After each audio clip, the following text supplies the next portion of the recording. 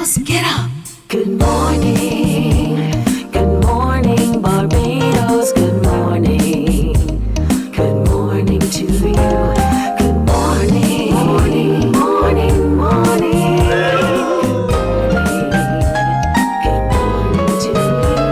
Good morning Barbados, good morning. Good morning to you. Good morning Barbados, good morning. Wake up, wake up, wake up. Morning to you. Good morning indeed, and welcome to Wednesday. Today is the middle of the week, Wednesday, March 26th, 2025. I'm Pearson Bowen. So good to have you company indeed. Welcome, welcome, welcome. 2 minutes to 6 o'clock. We had a nice little downpour of rain right here. We could hear it in the studio. And then 2 minutes later, it was all gone. Oh, I feel like crying, but I love the rain. You all know this, don't you? But good having you company. If you're watching us on our streams on Facebook, YouTube, or our website, cbc.bb, good to have you company. Always remember to share the show. Talk among yourself and talk to us as well. We're always grateful to have you company. And most of all, tell others about us. Tell us to come on, join the fun. Every morning, Monday to Friday, on Morning Barbados.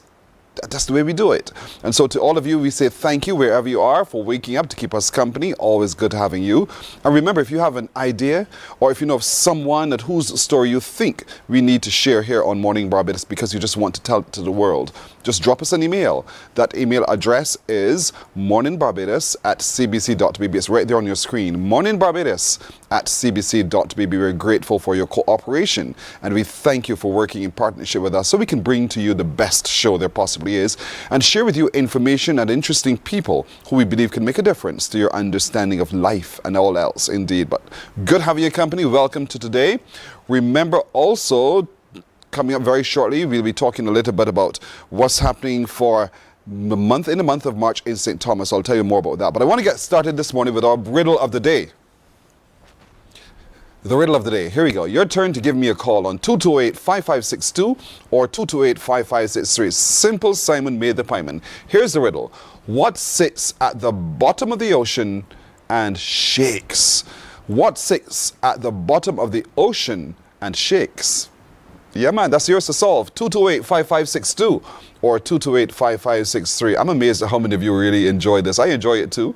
228-5562 or 63. Tell me what sits at the bottom of the ocean and shakes. What do you think that could possibly be? Tell me. Call me. 228-5562 or 228-5563. Let me know.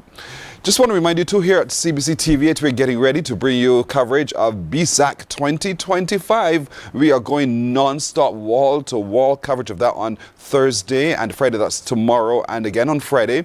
It is the culmination of the athletic season for our schools, and so we can't wait to bring you that exciting coverage. You know, we'll have our exciting presenters as well who'll be doing it, so you can expect to see very soon Damien Best and China Haynes. We'll introduce you to both of them. They'll be doing commentary on both days, the 27th and 28th. And as CBC continues to bring you all the sporting action, we are naturally the home of championships. And so we want to be able to bring you the finals of the BSAC competition 2025. April is World Autism Awareness Month with the theme Celebrating Difference. What can we expect in that month? We'll be joined by the president of the Association for Autism in Barbados, and he'll talk to us about what are their plans. And we continue to look at how we can encourage people to be more accepting of the difference brought by those special children with autism, those people with autism.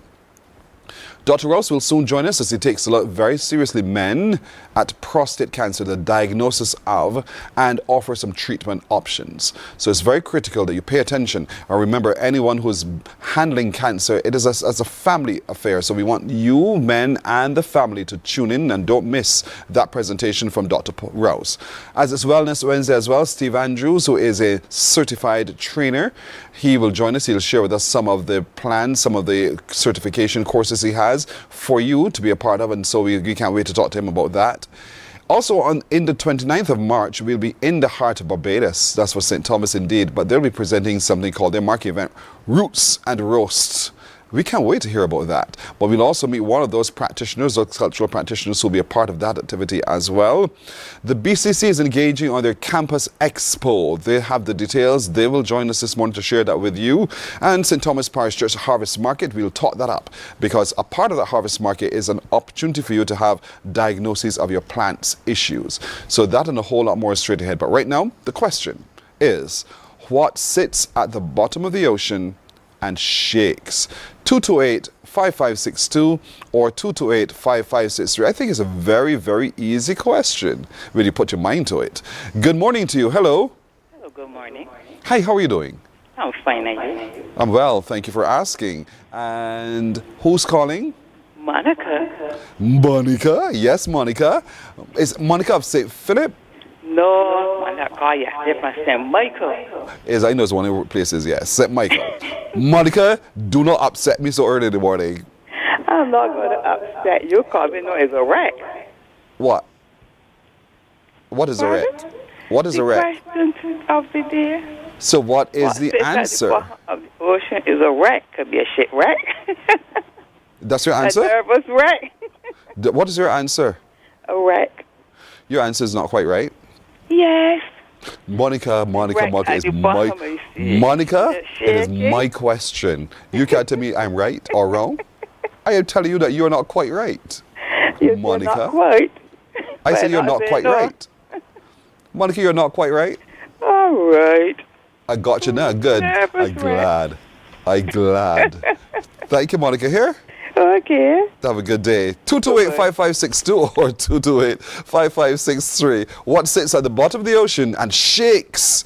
What is that? 228-5562 or 228-5563. Monica of St. Michael tried. And let's see if you can get the answer as well. Remember, you can call me from anywhere. If you're calling from overseas, look. No, it's not there. The area code is 246. So 228-5562 or 228-5563. What sits at the bottom of the ocean and shakes? Monica was perhaps almost there. Monica perhaps was not. What do you think? 228-5562 or 228-5563. Good morning. Hello. Hello, good morning. Hi, who's calling? Beverly? Beverly of St. James.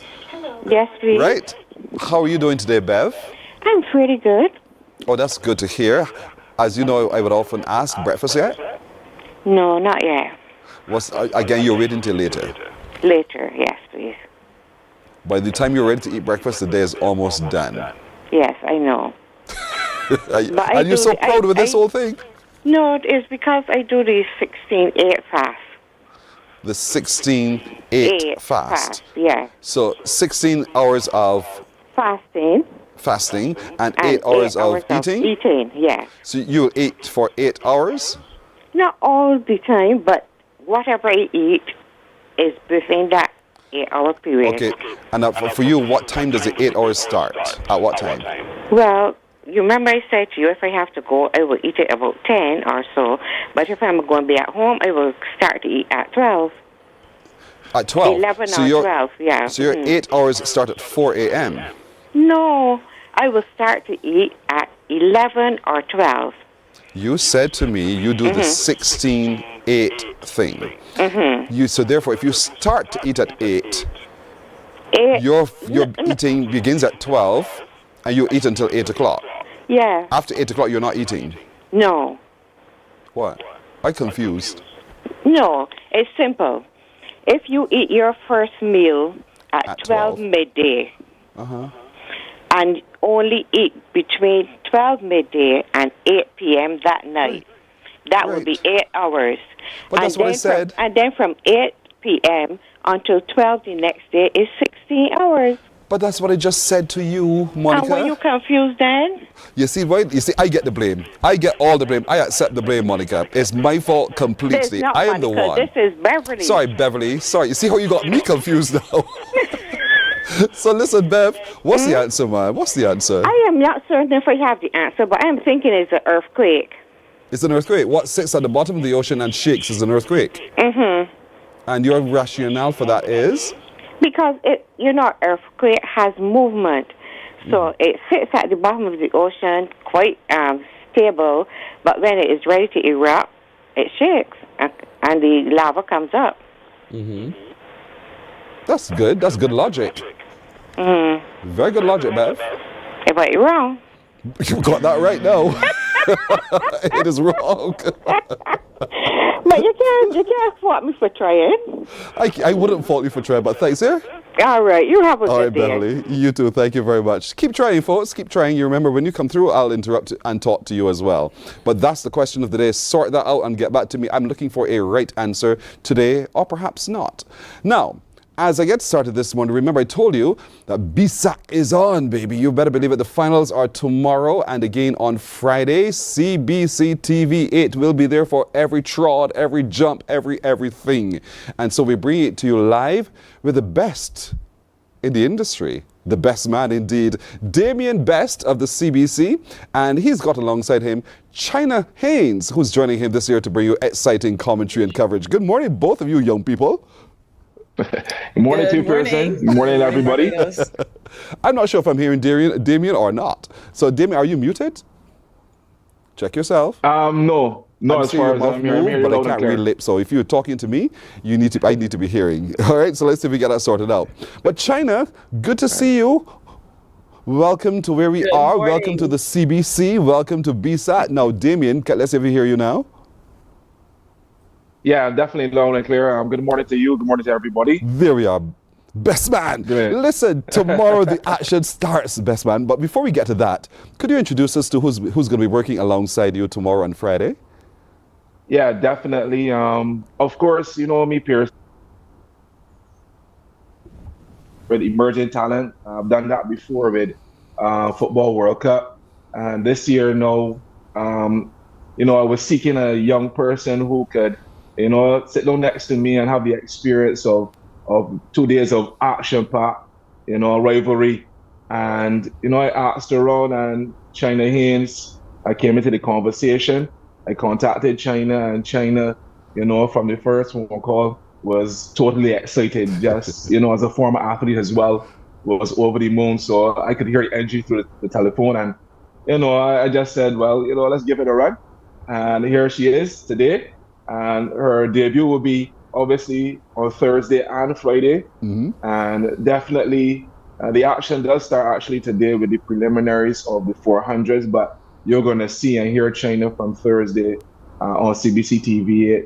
And I'm sure that she is well prepared for the assignment. China, are you well prepped and ready for the assignment?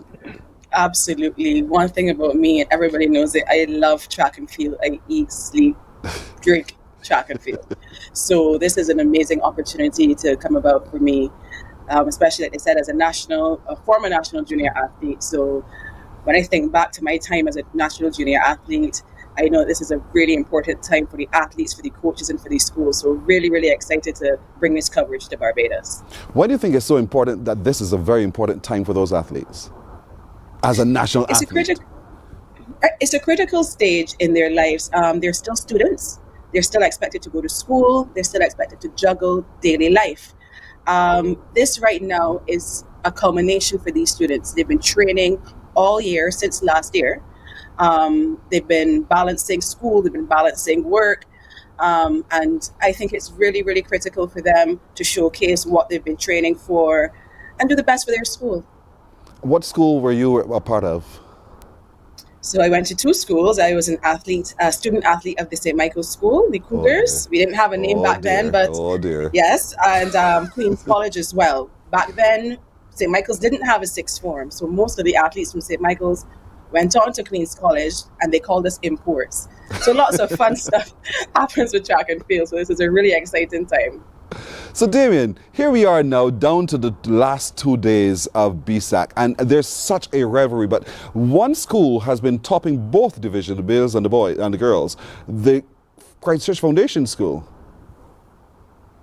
You're dreaming, Pearson. I'm just kidding you. I'm just kidding you. I can hear all the commentators freaking out.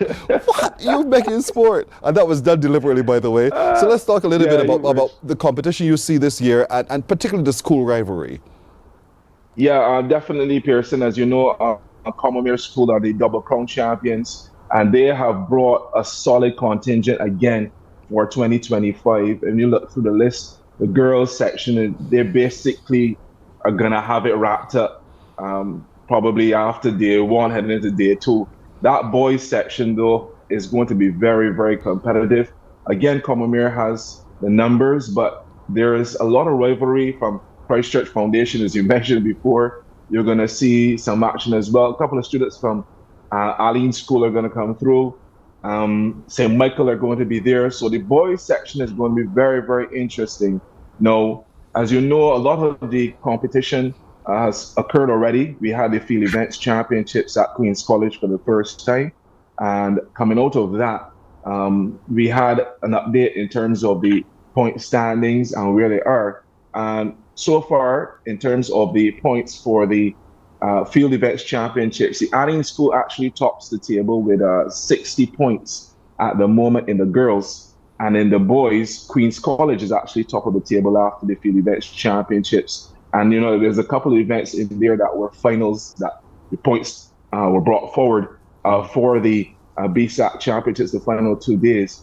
So, again, it's going to be a mixed bag, but you can see already the shapings of a close contest in some of the rivalries, especially in the sprints and the 400s as well. We've got a lot of 400, a lot of quarter milers in Barbados now, and the rivalry in that section is going to be very, very keen. What's your view so far of the competition in China? Well, so far, I am really intrigued by schools like the Combermere School. I'm also really intrigued by schools like the Arlene School. These are the Arlene School rather is, in my opinion, one of those schools that is the impetus for great athletes. A lot of the athletes leave the school to go to Harrison College, and Harrison College usually gets all the rap for this school. But Yes. really and truly, schools like Arlene and College and Pottery are amazing schools. What I'm looking forward to, though, you were just mentioning the quarter miles. Those 400s are going to be action-packed. And there's nothing like a good 400 because at the end, everybody hurts. It's lactic, so it's who really wants it the most. So looking out for people like Aidan Moore from Harrison College, Aaron Morris from Alexandria runs a beautiful 400, Shanicia O'Brien, as well as Keelia Bentham from Combermere School. Amazing quarter milers to look out for. We're not hearing the words Springer Memorial somehow. What happened? What's your view on this, China First? Well, back in my day, there was no other school. The girls didn't even bother to try. Spring Memorial had the potion, the magic potion. Schools like the St. Michael's School have been watching for the longest while. And somehow Gabriel Burnett of the St. Michael's School and those other coaches from schools like Combermere, Queen's College, Arlene School, those coaches somehow have figured out to put athletes in other events that can rack up some points. Typically, everybody can sprint. So you will see lots of heats, lots of sections in the sprinting events. Where you can get a lot of points that people don't usually get would be in things like the hurdles. And you see the hurdles has been adjusted now for more entries to come in. So they've added the 200 hurdles, which is brand new. They've added the 80 to 75, changed some heights to make it a lot more competitive for these schools to rack up some more points. So I think these schools have been looking in areas where they've been lacking, field events, the throws, the jumps, put an athlete in it. You see top 8, last place brings you 1 point. So I think that's what the formula has been for these schools. Well, that's fantastic. What's your view, Damien, as to why Springer Memorial is somehow is not featuring as prominently as we've seen in past years? Well, I think China alluded to it a little bit there in terms of the strategies of the coaches. Not that Springer has not been competitive. I think what has happened is the schools have broadened their base, so to speak. And you see Combermere have a lot of students in several events in terms of 2 athletes per events in some instances. Springer, with the numbers that they have, would usually have the same formula. And what has transpired is that the field events has come into play as well. So you've got an all-around picture. Once upon a time, everything would be kind of a mixed bag. We had everything at the National Stadium, from long jump, high jump, sprints, everything happening. I know that you can see a lot of more effort put into the field event section, so you can focus on that for the three days of competition, and then you can switch into the track component. So you can portion your athletes and kind of not only tire them out, but give them a respite in between the field and the track. So the coaching and the format kind of lends to those schools who have a similar role in terms of the student role. And I think that is where Springer Memorial might have just fumbled a little bit, but I do think Springer will come through again. They have a lot of athletes, but it's also the school who has to believe in that dream as well, Pierce. So you have to have everybody involved. It's an all of school approach. For example, St. Michael's School had their rally, I think it was yesterday. So all the students were dressed up in their Cougars uniforms, and they went to school, learned the chants. And so it has to be a holistic approach. Everybody has to have a buy-in, and you have to get the student role completely involved in this whole exercise. So a lot of the schools with the chanting competition has been going on as well. They're trying to fuel the energy within the school base and get more numbers. I think that has to start a lot earlier. And I believe maybe Springer, considering their history, they do have the potential to get back there. It's just that perhaps they need a little more of the quality in a few areas, but probably next year you should see them back in fighting fit. See why these are the best team? This made the best team tomorrow for the best commentary ever in sports for the coverage of BSAC finals. China and Damien. China, do you know your school chant? I saw you smiling when Damien mentioned the school chants. I saw that because apparently Spring Memorial won. There's some award that was going around for these schools to do a chant, and I heard that Spring Memorial won, which was a little disheartening as a former Cougar. However, no, I don't know the chant, but I'll learn it and I'll be singing it. That'd be biased. I think No, not at all. I want to hear you sing, as a matter of fact. Well, I'll come with my ties, plural, Queen's Yes. and Michael's. I'll sing all the chants. This is going to be fantastic. Folks, you have to tune in bright and early tomorrow. Don't miss it. We will be streaming it on CBC TV8, on our website, and of course on YouTube. And Damien Best and China Haynes will be there to bring you exciting commentary and coverage bright and early. Do not miss. This is the only place you get all the action live. China's agreeing with me. You can't miss this. No, don't you dare. So if you're looking for excitement in coverage of BSAT, this is where it will be, CBC. So we're looking forward to that. Thank you both. I want to give you a chance to go take your rest, because tomorrow on Friday, ding dong, you guys are going to be exhausted by the end of it all. But I know you're young and you have the energy to do so. So thank you very much, Damien and China. Thank you very much. Thank you so much. You're welcome indeed. That will be our team on TV8 tomorrow, Thursday, and again on Friday for coverage of BSAT 2025. So wherever you are in the world, wake up early and log in, tune in, everything like that, because we are bringing you the best coverage tomorrow, Thursday, and again on Friday for BSAT 2025. We're coming back in just a moment. What I really think we can give up now? 16 years of practice, and we ain't going down. Spread girls is real action. Real action, we get the nutty piss in one fraction. CCF, we take Lizzie Dash, we only send a go is uniform our class. SMS, real actress, no copy and paste, go by the hospital and chat. On the field, we get discuss rest. All over bars could be real core pets. Don't start no work, cause the Eagles is the best. When the shots pop up, just know how to dance. Real action. Spread girls is real action.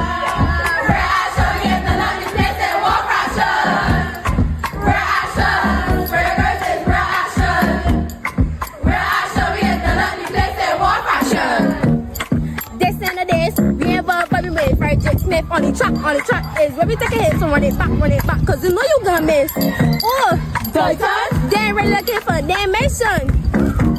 Anyways, when the Eagles back,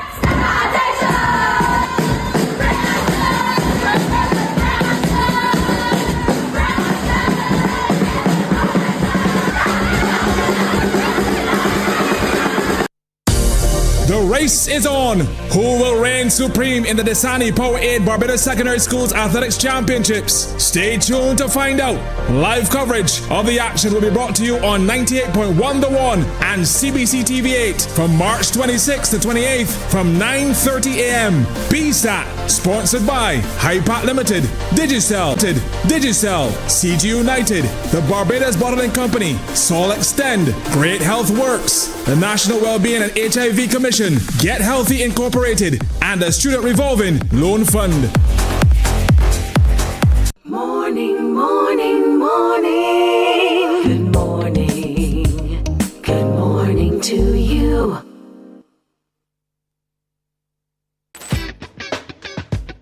You are now watching the best of Crosstalk. And I asked my father, Daddy, what kind of parent do you think I'll be? And he just laughed and he said, Justin, you're not going to know what kind of parent you're going to be until you get children. My official title is aircraft maintenance engineer. So that is just a really fancy title for the guy that keeps your aircraft on the ground delayed and you're probably cursing in the cabin while he tries to fix your plane. I always tell people, the old people are saying, it's better to be born lucky than rich, yeah? And I have been the prime example of that. I've never had much, but I've always been lucky, yeah? Hey there, it's Mahalia. I want to share something that might be really helpful. If you're feeling anxious, overwhelmed, depressed, or lonely, and have no one to talk to, call Lifeline Barbados. We all face struggles at times in our lives. You're not alone. There's no need to feel ashamed or embarrassed. It's okay to reach out for support. Lifeline Barbados is completely confidential. No one else will know you called. They're there to offer a caring ear and guidance without judgment. And fellas, I want you to know asking for help is a true sign of strength. It takes real courage to reach out.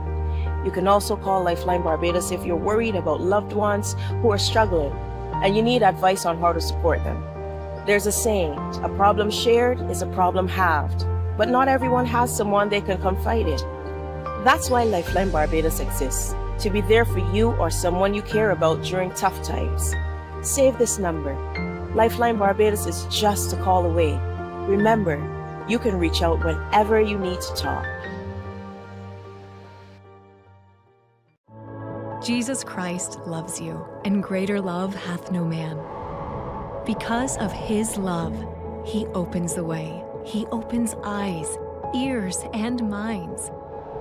Open your heart and experience General Conference of the Church of Jesus Christ of Latter-day Saints and feel his love.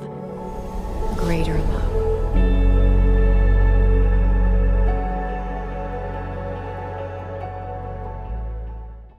Welcome to St. Thomas. I've seen a lot of places around the world and far apart. But deep inside, there's only one that's closest to my heart. Wherever I may lay my head, no matter where I roam, Barbados will always be home. I love the open spaces, what a feeling to be free. I see I'm smiling faces, oh, they mean the world to me. A place with friends and family, a place to stand alone. Oh, good morning. Good morning. Good morning to you. Barbados will always be home indeed. 28 minutes after 6 o'clock. April is World Autism Awareness Month. April 2nd is World Autism Awareness Day. And so joining us is to take a look into what that condition means and the activities that the association will be having to continue to raise awareness with the theme including inclusivity, but just accepting of people with autism, is the president of the Autism Association of Barbados, Frederick Johnson. Mr. Johnson, good morning. Hi, good morning. April, it's almost up on our doorsteps. It's the 1 month in a year where we focus specifically on autism. But for those who are watching this morning who are asking, I hear it, I don't quite understand what that condition is. What do you say? Well, thank you. Autism is almost an invisible disability. It isn't as though you can see what's wrong with the person. You could have, as an adult, you could be seeming rather cold with people. In everyday conversation, you may not look the person in the eyes as I'm looking at you right now. You may be looking over there but talking to you, which is very disturbing and puzzling to people, especially people in authority if you have to speak to the police about something. But basically, it's a failure of communication development in young people as they grow older, and it is a developmental disorder. It's not a mental disease, which a lot of people think it is. So it's very puzzling to people as to what it is. And so the association raises awareness about it so that people understand what it is. It's not a disease. It is a developmental delay. And so, but there's a spectrum upon which people are tested. So you can see their abilities vary depending on how severe you are on that spectrum. Because I do know some autistic people who have learned through therapy to be social and to be communicative and a whole host of things. So what happens when someone is diagnosed with autism from very early, and what are the possibilities in Barbados to be able to address it? Well, first of all, it's very important that screening should take place as quickly as possible. My son was screened at just on 3 years old, and it was decided at the time he was globally developed or globally delayed. He had a delay in speech. He didn't talk at the first year. He missed the milestones. The doctors thought that he may be on the spectrum, but it didn't become clear until about a year later. His play with his sibling wasn't that what I call enjoyable. He was always seemed to be on his own. They seemed to be disconnected. As well as screening, you've got to begin to understand that these children will develop. They will develop at their own pace. This is what makes them very different from everybody else. Mm-hmm. The issues are in Barbados that we must get back to early screening as much as possible. And that does require the consulting skills to be easily available to parents, because parents do have a puzzle as to what is happening, what they should do about it, and they will have all sorts of influences of their relatives saying, what's wrong with your child? Why is he or she different from everybody else? Mm-hmm. So it's a very puzzling thing to do. But most importantly, the issues are to get screened as early as possible. They can develop. It's a fact that they can learn coping strategies to learn how to get on with other people as they grow older. Mm-hmm. As adults, they can learn to be more or less street smart, but they will have gaps in their abilities and their knowledge. They will appear quite puzzled as to how to deal with money, for example. Abstract terms such as time. If I told you to be ready in an hour mm-hmm. to go out, that would be very difficult for them. If you pointed to an analog watch, they would be puzzled. If you showed them a digital watch and said, wait till it gets around to 11.30, they will understand that. So there are all sorts of profiles which are a puzzle to most people, but I think those of us with experience and knowledge of what it is, we are much better informed, and that's what we're trying to do with the population now. And so it's something that you have to manage both as the parent and for the child. So the expectation of your child, you have to be realistic in and provide them with the screening and the opportunities. But then there's a support that needs to be given to the parent as well, who's also dealing with this child who seems a little different, who people tend to want to treat a little differently as well. So from both ends, I suppose that's what your association seeks to be able to do. I'm glad you pointed that out, because the stress is on the parents, their relatives, the sibling as well. It does put marriages under pressure. There's no doubt about it, because as a man you think, I have my son. Mm-hmm. My son will look like me. He will act like me. He will carry my name forward and my abilities forward. That may not be the case, and that, I think, to men is a serious issue. It's not usually spoken about. For the mother who's born the child for the first 9 months, it's even more serious. I think that the population of parents who are affected, their stress level is pretty high throughout their whole lives. They have to think, how can I get my child into society? How can I get them through school?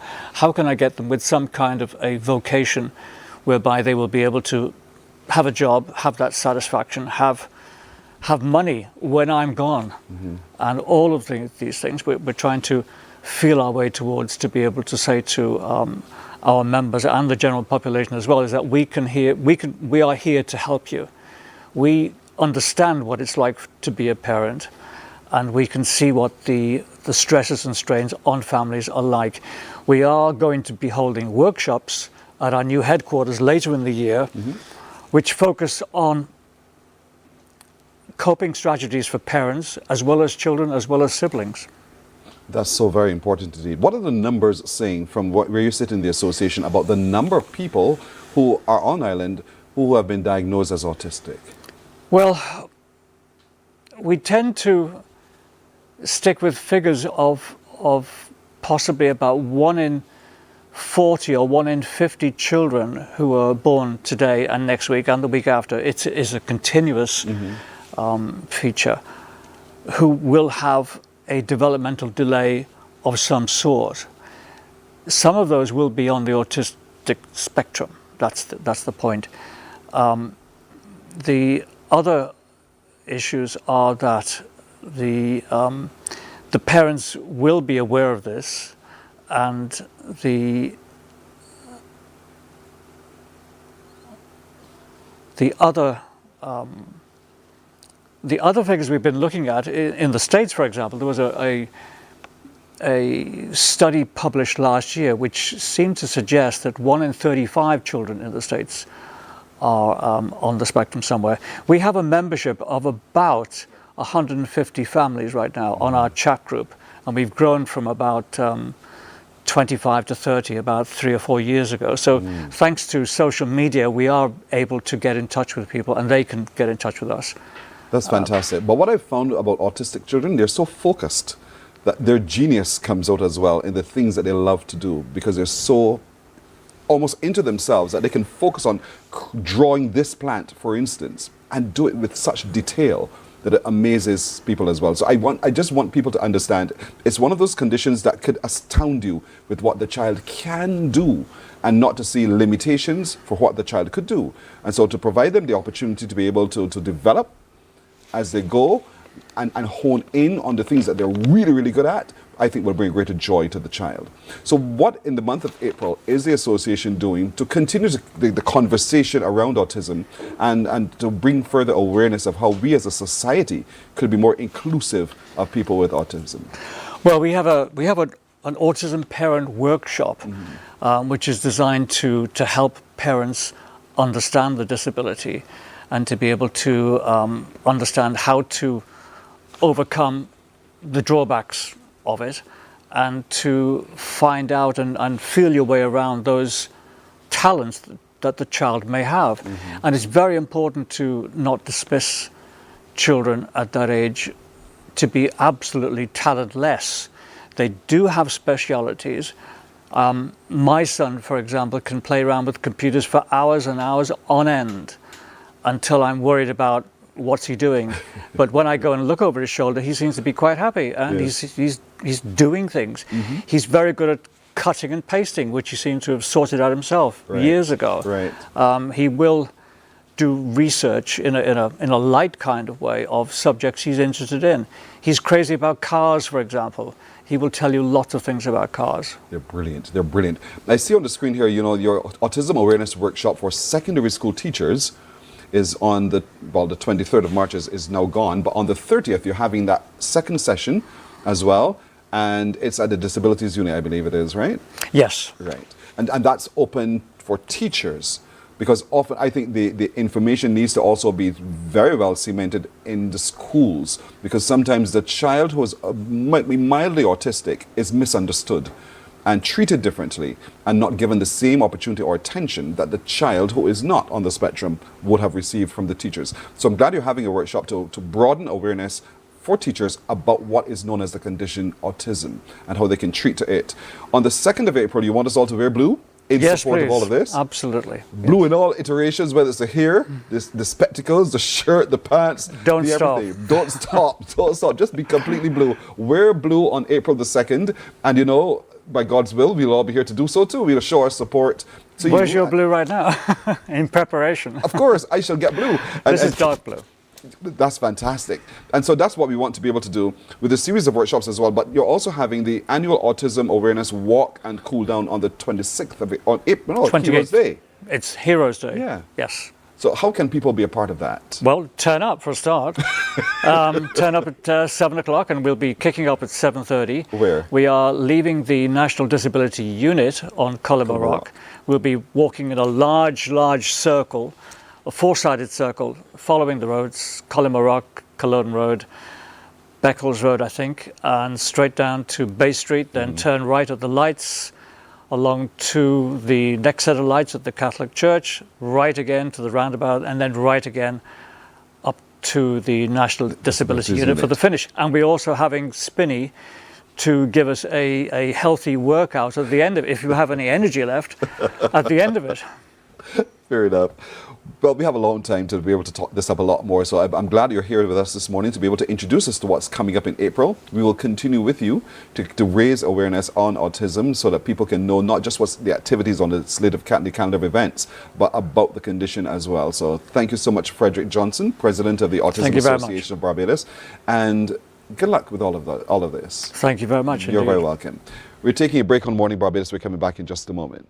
Morning, morning, morning. Good morning. Good morning to you.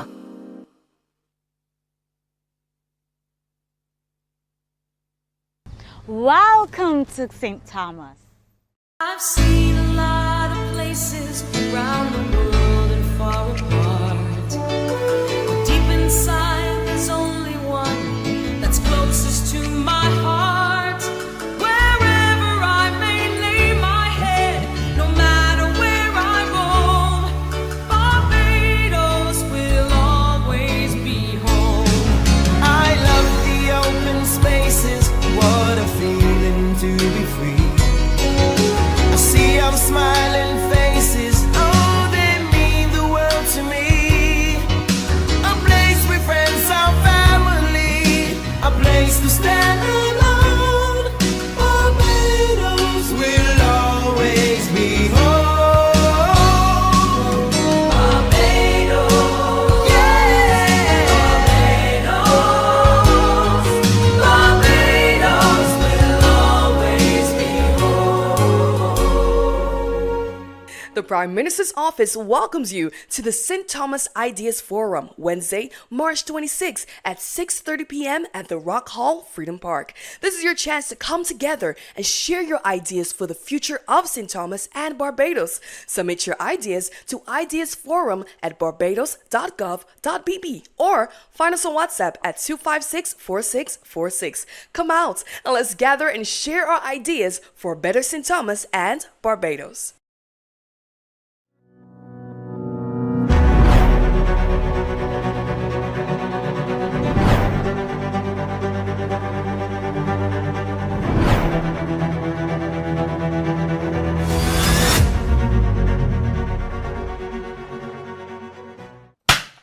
Hi, I'm Fire Officer 295 Turden, First Vice President of the Barbados Fire Service Sports and Social Club. Hi, I'm Fire Officer Holligan, Secretary of the Barbados Fire Service Sports and Social Club. The Barbados Fire Service is celebrating 70 years. Morning, morning, morning. Good morning. Good morning to you. 17 minutes now to go to 7 o'clock on this Wellness Wednesday as we turn our attention to engaging once again with our good friend, Dr. Paul Rouse, who is a urologist. Dr. Rouse, morning again. Good morning. Thanks for having me again this As morning. always, my brother. Always, indeed. I'd be my twin, sorry. We're going to be looking today at prostate cancer, diagnosis of, and so that we better understand what are the treatment options as well. Yes. So where do we start with this? Well, today I want to focus a little bit more on the diagnosis of prostate cancer. It's going to be a little bit of a shock and awe this morning because unfortunately it is really a big problem here in Barbados. Unfortunately, recently I've been seeing men presenting again quite late. I think I discussed it before in my previous presentations that in my practice privately I see kind of what I call a bimodal distribution. I either see men coming quite early with early prostate cancer, which is when I want to see them. That's when we can intervene and therefore head off the potential consequence of death from prostate cancer. Or unfortunately, I'm still seeing quite a lot of men presenting quite late, presented with quite high PSAs, and at that stage with quite advanced disease. A lot of times we can control the disease for several months to several years, but cure is not possible at that stage.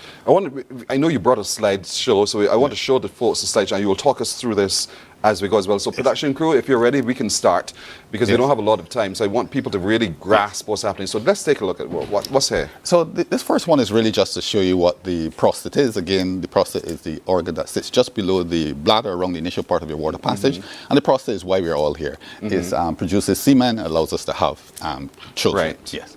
So that's its location right there. So it's as you can see, in relation to everything that's in your body, where the urethra is, the bladder, and the prostate gland. Just sitting just below the bladder. It's around the water passage. We've discussed this before when we, in the last segment last month when we talked about lower urinary tract symptoms, and that's the benign enlargement of the prostate. But now I'm going to talk more about cancer of the prostate gland, which you is have the the leading scan. Yes. Okay, let's look at the scan, and as we go, just keep it there so we can follow through. So the real problem we have in Barbados in a predominantly black population is the very high incidence of prostate cancer. If you look at the Jamaican figures, they quote as much as 300 per 100,000. That's the incidence. These are the number of men we can expect to diagnose each year from prostate cancer. So you can imagine that we should be seeing around 600 to 900 with a population of near 300,000 men being diagnosed with prostate cancer every year. Unfortunately, we have one of the distinctions of having the highest mortality rate, one of the highest mortality rates from prostate cancer, which is not really good. If you look at the most recent World Health figures, it is somewhere about 60 per 100,000. So not a good distinction that you want to have. That's the second highest in the world. Although the numbers would be small because of our small population, when we look at per 100,000, we're losing 60 men per 100,000 every year. That's 100 plus deaths every year from prostate cancer, which to a certain extent can be prevented. And unfortunately, as with all advanced, when cancer gets to that stage, it's quite advanced. You know, the living with especially metastatic prostate cancer. I'm not sure if they put up the slide with that I wanted to show, the little shock and awe slide about prostate cancer. It is not a good quality of life. The bone scan, the bone scan. The ones with the scan we had before, because when you were talking about the 300 and 100,000, that's where we skipped that one. This one, is this what you're talking about? This one. I deliberately put this up here, not to scare people too much, but really and truly to drive home this point. The man on the left, he's got prostate cancer. He's got early prostate cancer. His risk of death from prostate cancer is quite low once he manages it appropriately. This is why I said this is how I'm picking up men, either like the man here on the left, or unfortunately like the man on the right. Unfortunately, we're seeing that all too often in Barbados, where men are presenting with quite advanced cancer, and one of the places that cancer loves to spread is to the bones. And what you're seeing there on the scan is really bone disease. That's why we call a bone scan. It's showing that there's cancer in the bones. At that stage, I can help keep things comfortable, make you hopefully improve your quality of life, but I can't cure you of prostate cancer at that stage. Because this whole structure is diseased. Is right. You're full of disease at that stage. We don't want to be picking up men at that stage. We want to pick up men at the early stage. That's where we can intervene, whether it be surgery, whether it be radiotherapy, and your outcomes are a lot better. Yes, we do have a lot of problems with treatment-related side effects, which we'll get on into in one of my later another day. But today I want to focus on the importance of early diagnosis. And the early diagnosis is quite simple. See your general practitioner. You don't necessarily need to come to myself as a urologist in the first instance, and have your digital rectal exam and have your PSA. It's very important to have that test done. It's not a perfect test. It has a lot of limitations, but right now it's the best test we have available. I want to look at this. So those between the age of 40 to 49, their normal range is between 0 to 2.5? Correct. It should be less than 2.5 when you're less than 50. Okay. 50 to 59, as you can see there, less than 3.5. 60 to 69, less than 4.5. Above 70, less than 6.5.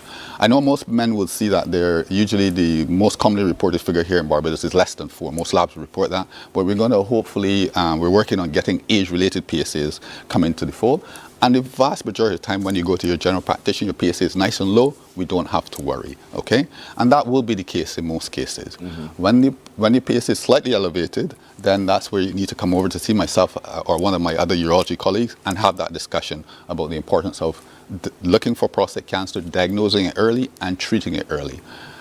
If you look at the American figures, 1 in 8 men in America will be diagnosed from prostate cancer. If you look at the UK figures, it's probably 1 in 10, 1 in 12. But your risk of death from prostate cancer once you get it early is less than 1 in 25 men will die from prostate cancer. A lot of men will live with it. Unfortunately, yes, we do have a lot of treatment-related side effects that we will get into, but that can be managed managed appropriately so that you can live good quality of life with prostate cancer, well, hopefully cured of prostate cancer, but if you do have prostate cancer, then living well with it rather than dying from prostate cancer. Right. So once my numbers are elevated in my age range, then that is something that tells you need to do some follow-up tests. Yeah, you're right. And so forth. And that's where we get digital. So, well, yeah. So a lot of men are against the digital rectal exam. So out of the two, if you can, the reason why I still have digital rectal exam inside there is because not all prostate cancers produce high PSA. So one of the indications for looking for prostate cancer is an abnormal digital rectal exam and or an elevated PSA. And abnormal means that you've detected a growth. Yes. So when we have the rectal exam, if there's a nodule or a lump on your prostate, when your doctor examines you, you can actually feel it. Unfortunately, only when it's quite advanced or if the disease is what we call posterior. So our finger is not the most sensitive test, but I still think it plays a role in our setting because we are still seeing quite a lot of advanced cancer. So for example, if I have a guy with a high PSA and the rectal exam feels abnormal, I may not necessarily wait until I've done his biopsy or so to start treatment. I may counsel him right away and go ahead and start treatment right away. So that's why I think in our population, I think rectal exam is still important.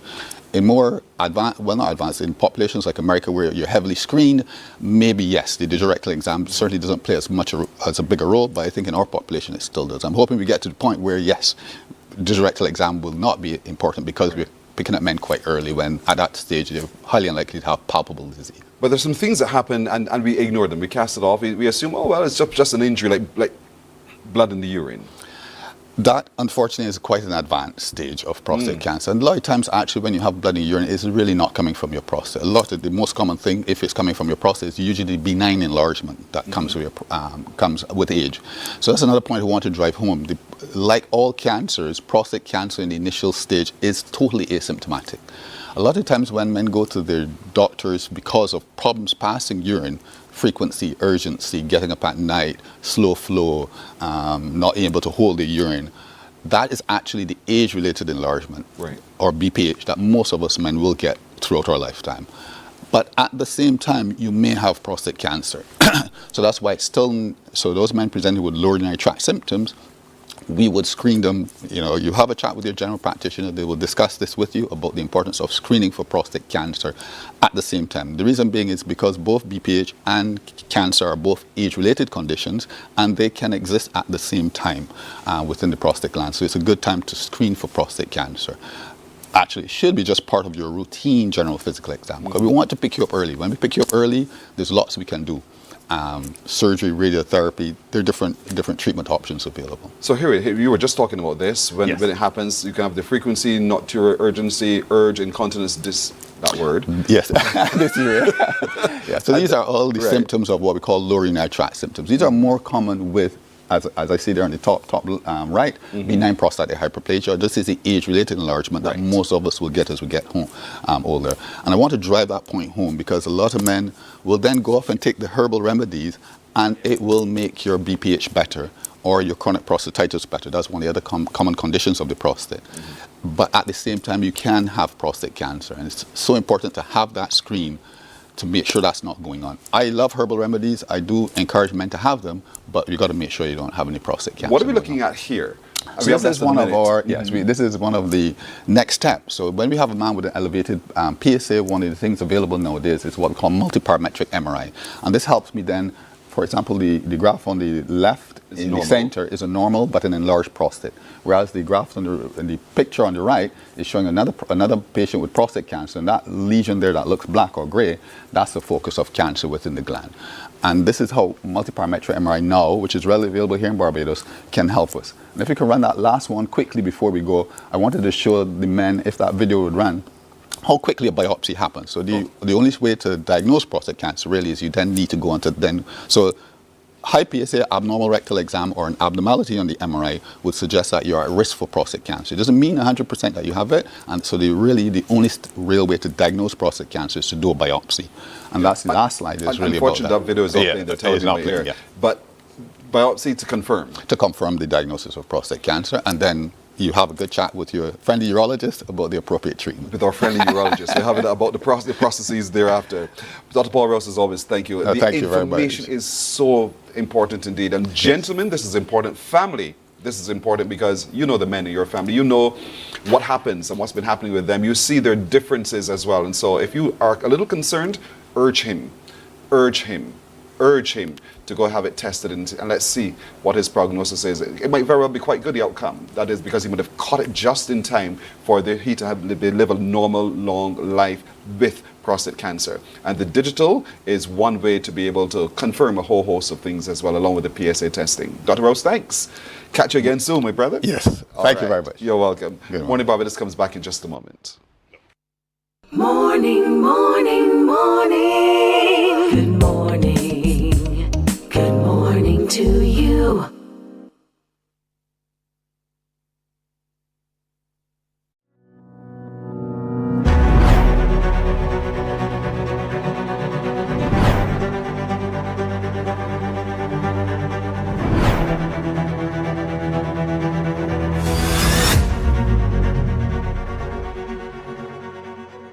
Did you know that there is an acronym called PASS, which makes it very easy to use a fire extinguisher? P, which stands for pull the pin. A, which means aim at the base of the fire. S, squeeze the trigger. And another S, which means sweep from left to right. This allows you to effectively extinguish a fire.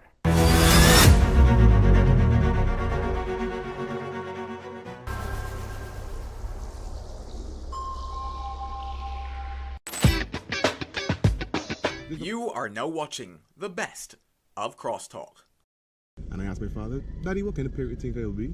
And he just laughed and he said, Justin, you're not going to know what kind of period you're going to be until you get children. My official title is aircraft maintenance engineer. So that is just a really fancy title for the guy that keeps your aircraft on the ground delayed and you're probably cursing in the cabin while he tries to fix your plane. Morning, morning, morning. Good morning. Good morning to you. 4 minutes down to 7 o'clock, and just like that, it began to rain again in the Pine. I love it. I love it. I love it. Let the sweet sounds of heaven come down, indeed, and enjoy it while you're here as well. Because sometimes the days can be so hot, but the rain tends to cool things down somewhat, but it causes things to grow as we go. And one of those places of great growth is Bamboo Retreat. I am telling you, it is lush, it is beautiful, it is calm, it is relaxing. It is rejuvenating, and that's so very much important. You get a chance to take a deep breath, as I just took the chance to do. Steve Andrews runs that, the Bamboo Retreat, but he offers training as well. Steve, good morning to you. Good morning, Barbados. And I know you've been certified in training. You've found techniques that been tested. They're found to be delivering some excellent results, and I'm glad to know that you're now using your expertise as well to train others. Well, yeah, after spending almost 3 decades in anything, you should want to pass on that knowledge. So that's what we are doing now, is passing back what we have done for the last 30 years. So we just moving on, training, offering our training to everyone else. And training to certification. Training to certification, right. Yes. I was honored this month to be certified by IPMH,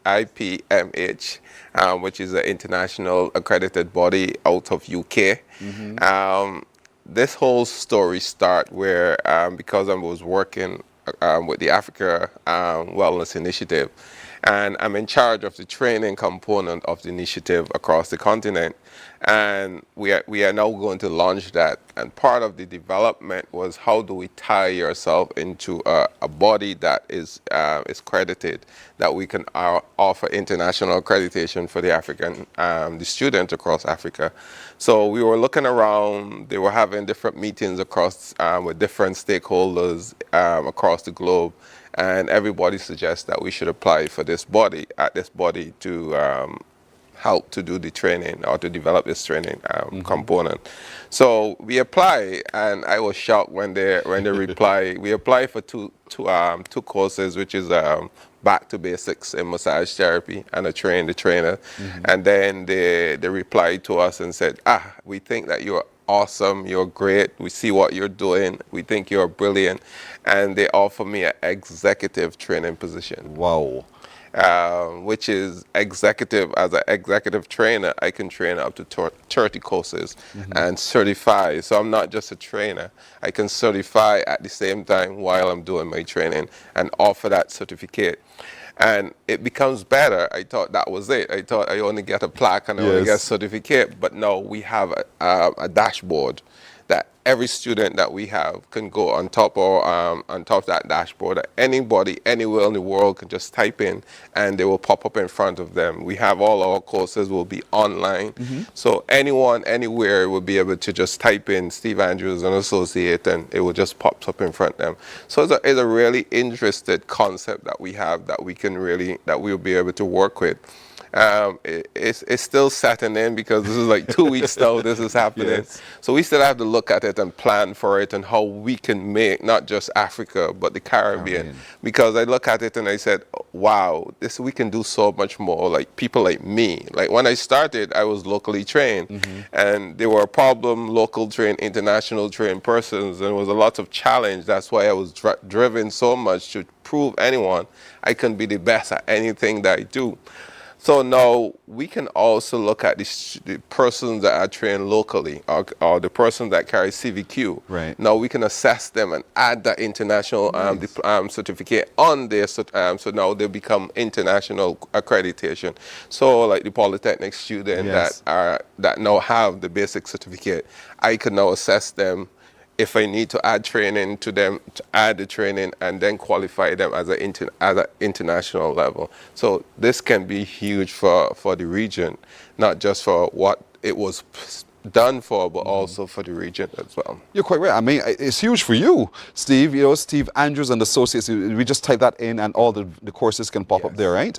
And so we can see the different levels of courses that we can take, but we want to move to certification. And you're right, the students attending the Samuel Jackman Institute of Technology, they can now be further certified to be able to perform what they've been trained in, and get also further training. Right. So, and I think that's what. My dashboard still needs to be set up because, as I said, it's new. But with time, we will set up, and we start building out different courses that we could offer on the platform. But it shows that there are really good standards around us in the Caribbean.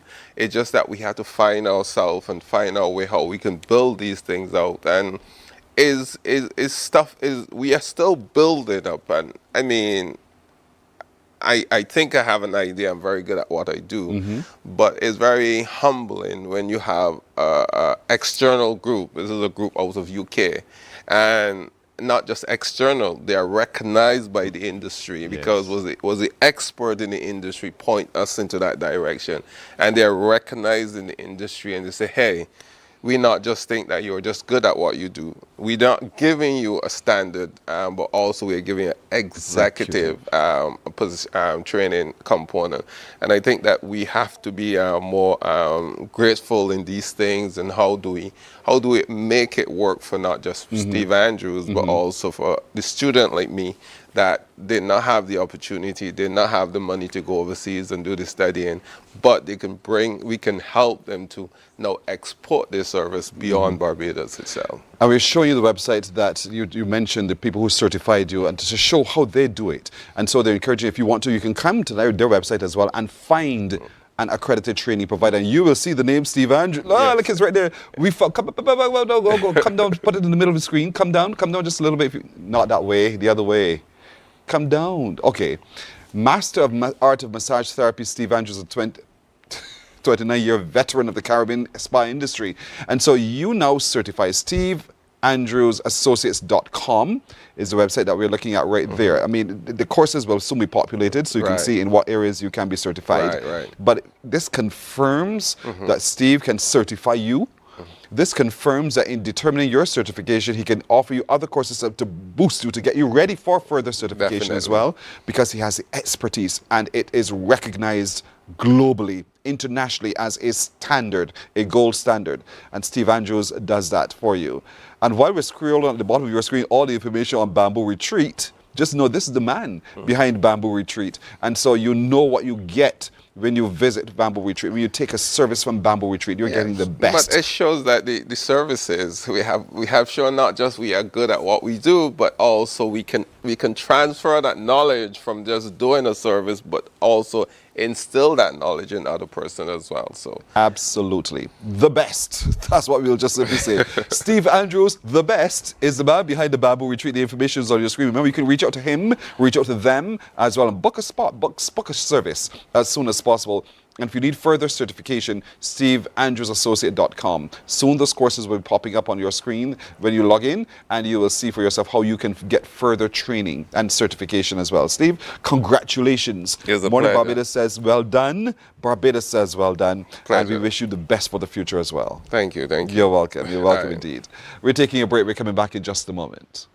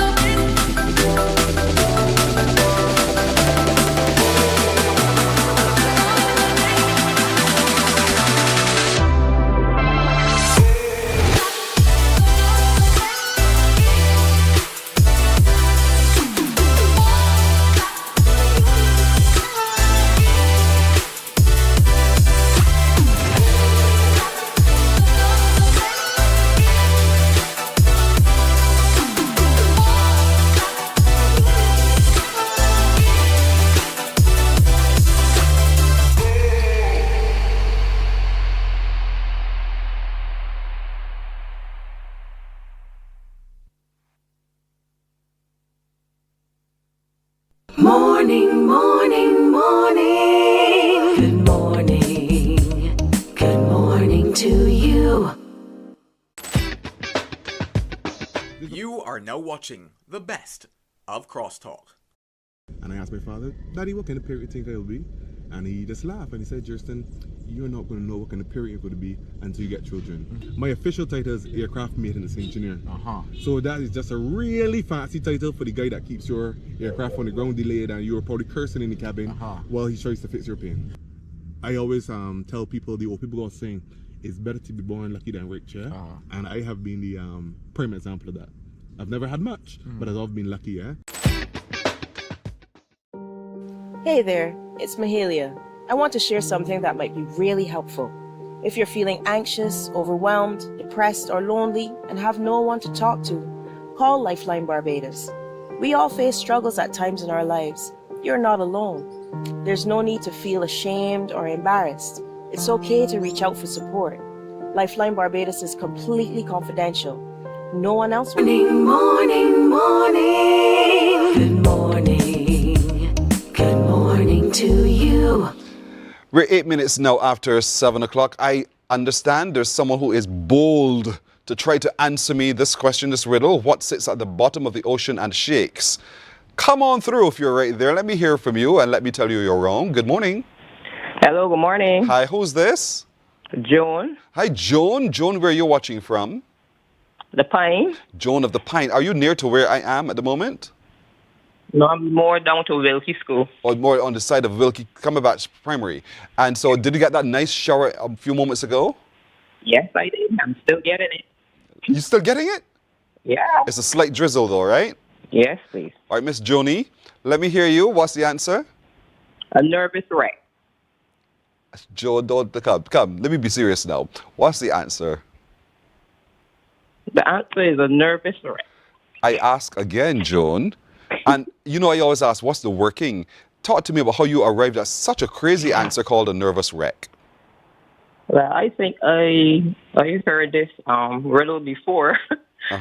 So I just remember it answer was a nervous wreck. You think you heard this before?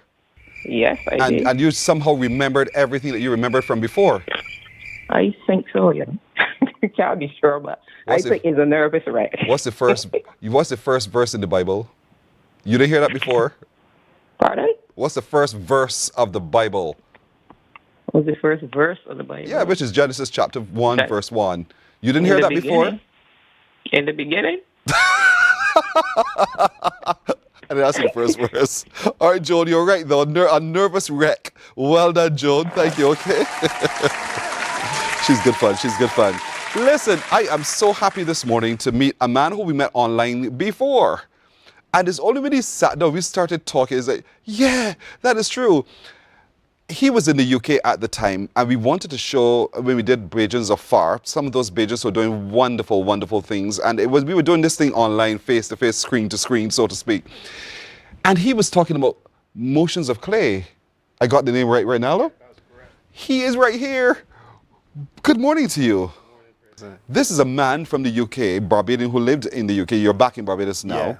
And so, before I get into what we're talking about now in a moment, do you mind if I ask you why you came back? You know what? It was always in the plans to come back. It was to come back and to work with the company that my father built here and to help develop that more and enjoy some of this nice weather home too. You know? In other words, you're tired of the cold. Yeah. But you continue doing what you love to do. Your passion is molding and making and creating and having a whole host of fun while you're doing so. Yeah, of course, man. I love to make and I love to teach people to make as well. Yes. So I feel like to bring that skill now back home and to share it with everyone over here, that was a must. I hope that you are able to do what you were doing in the UK, because I was following what was going on, thanks to your friend Shaka, to see what was going on. Because you had all sorts of, I call it, I not sip and paint, but sip and mold, I call it. Sip and pot, yeah. Sip and pot. Yeah. You did a whole, and I saw so many young people turned on to what you do. Yeah, man. And that's your intention, right? Yeah, my intention is to bring that vibe here, get people sipping, making and enjoying themselves, and also just kind of interacting, because pottery can actually boost your little vibe, make you feel better when you feel down. It's very therapeutic as well. So I'm trying to get more Bajans involved in that. I saw that. People getting dirty, people enjoying music, people just coming out and they're proudly displaying what they're some making. Of them just coming for the rum too, you know? Dude, that whole vibe was fantastic.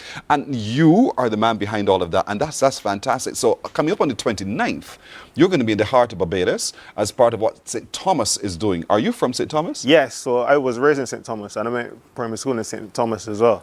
Which one? Yeah, Holy Innocents. Okay. Yeah. So you went to near to the school, the church? Yeah, very close to the church, literally next door. Yeah. Exactly.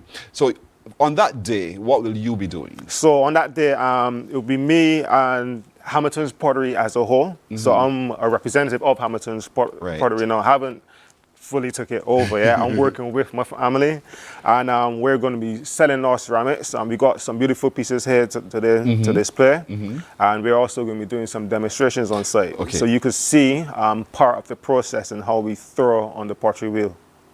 Sweet. So the same experience we had with Motions of Clay, we can have a taste of it on the 29th, Saturday the 29th, in the heart of Barbados, right there in Sturgis. And so let's look at some of the pieces you brought. Look, see what I'm talking about? This is this man in his element. He is at home, literally in his space, just talking to people, sharing with people the passion that he has for clay and what he can do when we mold things that are absolutely beautiful.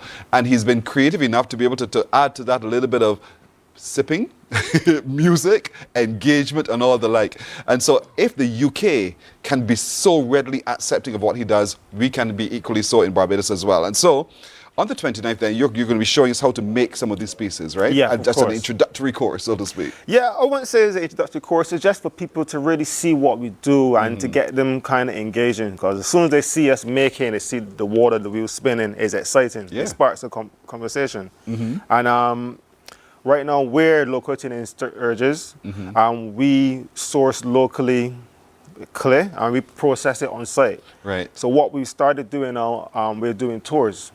So I want the public and the Asians to come in and see what we do, see how the whole thing comes from just the rubble of clay, goes into the liquid form, and then back into a solid form of clay, and then we take it down the wheel and we make something. So you could come into the workshop and see all of that happening. On Saturday, never know if anybody feeling a little bit brave, and if we have time, I might allow 1 or 2 people to have a little try on the wheel. That's if you want to get your hands dirty. Yes, we want to get our hands dirty. I want to mold and make something.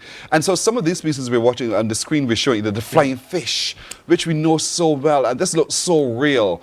You know, when you look at it right there, and who would have thought, we often thought that clay was just jars and mugs and the like, but there's so many different things one can craft with clay. Like sometimes, and for me personally, my plan, I like to make clay something that you want to touch. People always say, don't touch it, you can break it. And no, I want you to feel like you want to engage with it. Yes. And like this particular piece here is a special one. When the volcanic ash had covered Barbados, my father had collected lots of that ash and he formulated this glaze here. So that entire collection there is just very special to us, right? Didn't think that he could have done that with the ash when it came. Man, there's lots of and possibilities. it's so beautiful, but you would have had to give it something to shine like that? You know what? Or that's just natural? The main base in the glaze is silica, which is a glass former. So the more silica in it, the glossier the glaze. Oh, okay, okay. And to craft something like this will take you how long?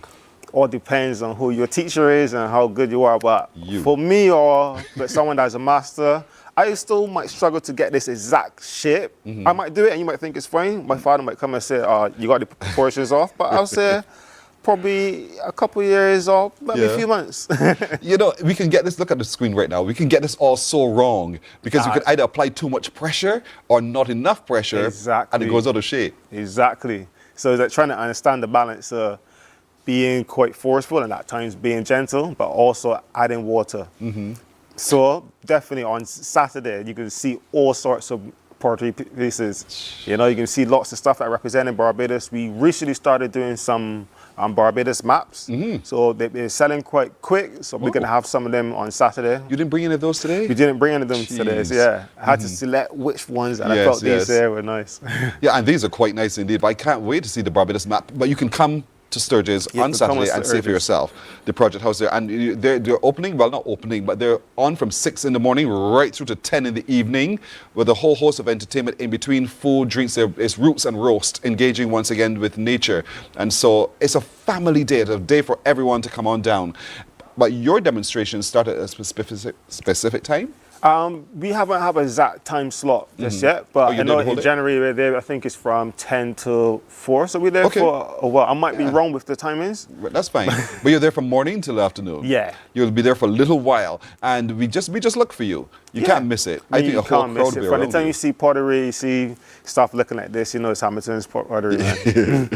And you're riveted. You just can't move. But remember, there's delicious food. Chef Greg will be there. If you want more information, of course, you can just check the NCF's website. Easy peasy Japanesey. Roots and roast. Spinny will also be there. Entertainment and a whole host. But most of all, Ronaldo Wiltshire will be there. Look at the information on your screen, folks. And so you get a sense of the calendar, but you can go online and you can check it for yourself what's happening on that particular day, showcasing the best of St. Thomas and encouraging all of us to come on down to the Natural Heritage Department grounds at Sturgis in St. Thomas.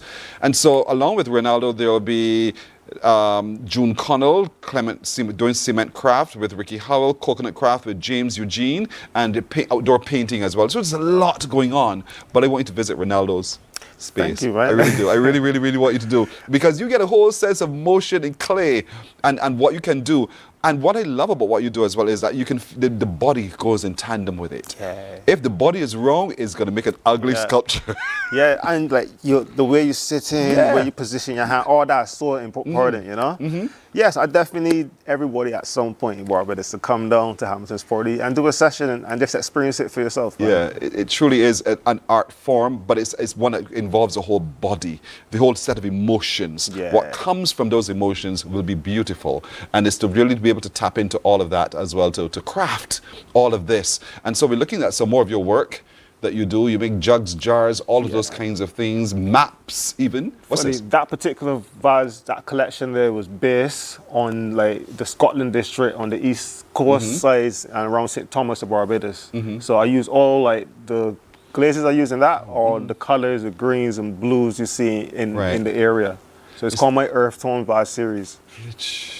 The finish is outstanding. The designs are amazing indeed. And so, folks, this is what you will experience yourself at when we come to the heart of Barbados, indeed, on Saturday the 29th, from 6 in the morning right through to 10 in the evening. Ronaldo, however, promises to be there from 10 in the morning till about 4 in the afternoon. Maybe 6. And stay there as long as you want him to be. But you can come and experience for yourself, buy some of the products too, and really get close to nature one more time, close to the clay from which we were formed, the clay from which Barbados was formed, and he's using local clay. This is not imported clay, this is real Bajan clay. Yeah. And so that's important indeed. Ronaldo, it's so good to see you flesh to flesh, person to face, indeed. Send our message back to my friend as well. Yeah, man, let Shaka know that you said hey. Shaka, if you're in tune in right now, that's your fault. That's entirely your fault. I know you're in a different time zone, but that's your fault as well. But well done. Thank you so my brother. much, and I'm excited about what you're now going to be able to do coming from your UK experience with the initiatives you took there and opening young Barbadians, building that passion once again for the craft with for it as well, for this journey, man. Yeah, no problem. So keep us posted on what you're doing so we can keep all of them posted on what you're doing. Most definitely. All right, Ronaldo Wiltshire indeed, ceramic artist and a really good crafter of Hamilton pottery and motions of clay. He's going to be a part of the upcoming Roots and Roast in the Project House grounds at Sturgis on Saturday for the marquee event of the Regathering St. Thomas. We're coming back in just a moment. Morning, morning, morning. Good morning. Good morning to you.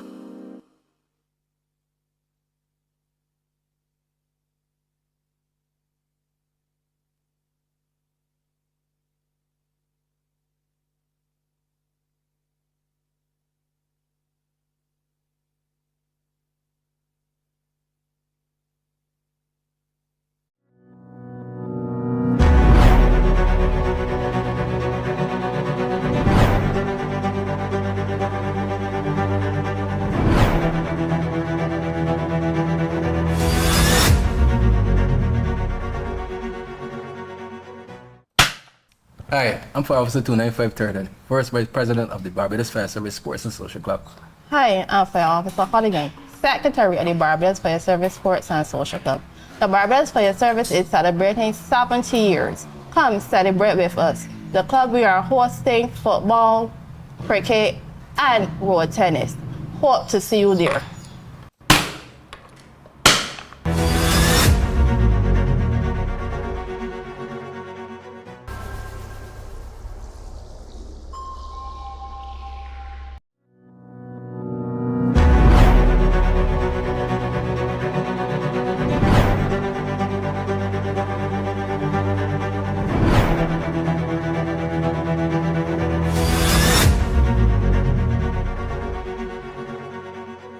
Did you know that there is an acronym called PASS, which makes it very easy to use a fire extinguisher?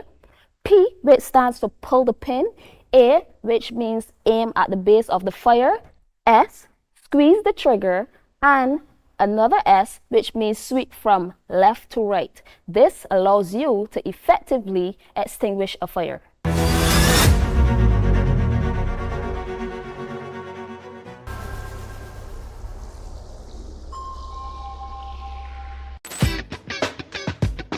You are now watching the best of Crosstalk. And I asked my father, Daddy, what kind of parent you think I'll be? And he just laughed and he said, Justin, you're not going to know what kind of parent you're going to be until you get children. My official title is aircraft maintenance engineer. So that is just a really fancy title for the guy that keeps your aircraft on the ground delayed and you're probably cursing in the cabin while he tries to fix your plane. I always tell people, the old people are saying, it's better to be born lucky than rich, yeah? And I have been the prime example of that. I've never had much, but I've always been lucky, yeah? Hey there, it's Mahalia. I want to share something that might be really helpful. If you're feeling anxious, overwhelmed, depressed, or lonely, and have no one to talk to, call Lifeline Barbados. We all face struggles at times in our lives. You're not alone. There's no morning, morning. Good morning. Good morning to you. 23 and a half minutes now after 7 o'clock. I shan't go another moment without wishing my niece, Sanaya Blackman, a very happy birthday today. Sanaya, you're turning the big numbers to own your own key to the house. Sanaya, all the best to you, and she's such a darling indeed. So Sanaya, continue to enjoy your day today. Have the best of birthdays. And you shall at your age indeed. And with a family like ours, you shall. So enjoy your birthday today, Sanaya, indeed. A couple of days ago was John Michael, my nephew's birthday as well. So see, it's all in the family. We're all celebrating this month of March. Lucky you guys. I have a riddle for you, and I dare you to get it right. The riddle question is, what makes a pair of shoes? You should see these ladies' on faces. What makes a pair of shoes? Figure that one out and give me a call, 228-5562 or 228-5563. You know, growing up, they never did this. I did not have a chance to have a college expo. So unfair. But I'm glad that the Barbados Community College now is doing it. They're giving all of you, parents and students indeed, and of any age, the opportunity to see what's happening at the Barbados Community College so that you can further your education. Joining me to talk more about that next to me is Sharice Osborne. She's an instructor. She's also one of the coordinators of this upcoming expo, and across a very familiar face. You know this, Makeda Hart. Makeda, good morning. Pleasant good morning, and Mornin Barbados as well. Good to see you, and Sharice. Good morning. You good? I'm fine, thank you. You can answer the question? I can. You can? If I can answer the riddle? Yeah. No, definitely not. It is easy. She's not thinking so indeed. So we have the College Expo coming up, and it's happening on April the 1st of all days. It's happening next week, Tuesday. So who's going to talk me up first on what I can expect? I'm going to tell you all about the expo. Sure. So Barbados Community College, we are hosting we want to call it our annual expo. We didn't do it last year, but we did it in the year 2023. Makeda and I would have done it. The expo, what we want to do, we want to provide our prospective students, our secondary school leavers, the opportunity to come and see what we do here at the college, all of the academic programs that we offer, the student services that are there. So our student services would, it would help the students to see what they can do with regards to counseling, all the programs that we have there, and it's to really help them through their academic journey, and it's also give them a glimpse of the campus life there. And campus life is sweet. I'm telling you, I was beautiful. It is. So because you have the sports program, you have all the cultural programs. You can. There's so much happening. Campus life at the Barbados Community College, as a matter of fact, is fantastic. When I was there in math and geography, so many years ago, Badnock. You remember, none of you're so young to know that name. He did geography. Lionel Nurse was also a geography teacher. I can't remember my math teacher's names at all, but those were the two subjects I studied. And so the courses on offer range in so many different ways, differently from what I went through, Makeda, because now you're offering so many more. Oh yeah, so just to follow on from what Sharice was saying, this is a huge promotional event for the Barbados Community College, all things BCC. I just want to remind Barbados that BCC, we have the main campus as well as our sister campus, JNHHI, the Gina Norma Holder Hospitality Institute, but we are still one campus. So yes, you would be able to come to the College Expo. We are promoting all of our divisions. We have 11 divisions, one department. So students then would be able to come and get insight into commerce, our business studies area. So many diverse offerings in the commerce department. In the liberal arts area, we'll be showcasing our politics, we'll be showcasing our literatures in English, all of that. Then they'll get a snippet of the general education area, GEED. So we'll be able to get some more insight about the social work programs, psychology, and then we're moving on with the physical education, some practical stuff there. We're also excited to promote that this year we'll be doing some performances coming out of the fine arts division. So we're going to have staging where students will get an understanding coming out of the music program, out of dance. We get some ideas for that. So there's great interest, and then we'll have our technology on the ground, technology division, architectural studies, engineering. We're going to be promoting that, and then students can get a glimpse into computer studies. We're going to have our robots on the ground. So it's going to be really exciting. We're really trying to push all things BCC to remind Barbadians that we are still here. Obviously, you know that we are competing with the sixth forms, but I would say it's not more so a competition. I would say it's a good transition. It is. If you don't want to go to sixth form, BCC is your option. option, and we are quite unique. We don't really box you in like the secondary schools. We offer, you know, you can come to do triple majors, double majors, and you can also cross your disciplines, right? So that is a snippet into what we are doing April 1st. This is fantastic indeed. So walk us how this works then. On April 1st, we're on the grounds all over the campus, and students are encouraged to come by, just turn up? Yes, so we invite all secondary schools. We're talking about the private and the public secondary schools, and we are located on the playing field. Okay. So on the playing field. However, there are some divisions that they can't bring all of their equipment out of their areas. For example, technology. They're going to stay indoors in their area. However, they will still have a tent to showcase some of the things that they do there in their division. Hospitality, JNHHI, they're going to be there as well. So they're going to be on the playing field. They're going to be showcasing. It's going to be very active. Yes. Right? We don't want persons to just come and get a booklet. It's going to be so much happening. The nursing department, they're all going to be taking part. The students are actually going to be there. So we want them to come out and be talking about third formers, fourth and fifth. And when we do that, when we start from the third form, it gives them the opportunity to really think about their academic journey. Yes. So you don't wait until you get to fifth form. So you start thinking about it now. Yes. So it's going to be on the playing field. We have live performances, we have the staging, everything is going to be very good on that day. It's going to be very exciting.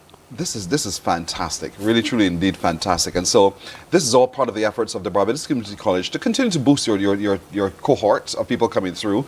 But it also gives those who come through, those students from third to fifth form, an opportunity to get a taste of campus life, to feel it, to get the layout of the campus, and to get a sense of how one maneuvers from one class to the next class and where everything is located, to get it. You know, the cafeteria is one of my favorite locations. But all of that, but most of all of this, the activity for the expo happens on the playing field, which you don't see from the main road. That's behind the campus overseas, over there indeed. So we want you to come in your numbers, and parents, allow the children to come. And I suppose they'll be coming in their school uniform, so you know right away that they are one of the schools that you're thinking. And it's open to all secondary schools? All secondary schools, public and private. All secondary schools. So we send invites to all. We don't want to exclude anyone, because we would want for the students to have an immersive experience. But before we actually get to the playing field, we want to let you know that we're having an opening ceremony. So we're going to make this official. So before the actual activity commences, we're going to start with our opening ceremony in the Science Auditorium, where we are going to welcome our VIP. The minister will be there. We're going to have the Honorable Dr. Chantal Monroe Knight will be there to give the featured address. And we are going to also have other VIPs coming through, so that they can get a sense of what we are also doing at BCC, because they are stakeholders and value partners as well. So we're going to have the opening ceremony for 1 hour from 9 to 10, and some of the schools will be able to witness that as well. After the opening ceremony, then the official activities will commence, where we will do a walkthrough with some of the schools and the minister, because we also want to showcase, you know, beforehand what we are doing. We want our VIPs to see this, and then the actual activities will commence. So we will have this in 2 parts. We're going to have a morning session so that we can accommodate for the schools. We don't want the schools to be too bottleneck in the area. So we split it in half. We're going to have the morning half and then take a break for lunch, and then the evening we will be up and running again to invite then those schools coming in the afternoon. I'm glad you've answered the question for me that I had in my head to ask. How do you manage the bottlenecking of students? But you have it in 2 halves. So some schools have invited for the morning half, and others for the afternoon half. But all schools are open. There's no disparity at all schools. Would you be able to cater to students of disability? Oh, for sure. You want to take that, Sharice? Yeah, because the campus, we did some overhauling on the campus, where we would have put added sidewalks, handrails, etc. We've been doing that as part of our accreditation process. So if we have students that are differently able, they are also invited to the expo. We want to be inclusive, because the Barbados Community College is an inclusive institution, and we do not discriminate. Part of our registration and our what we call our to remember right now. It's not our registration, but we are an all-inclusive campus. So they're very much welcome to come.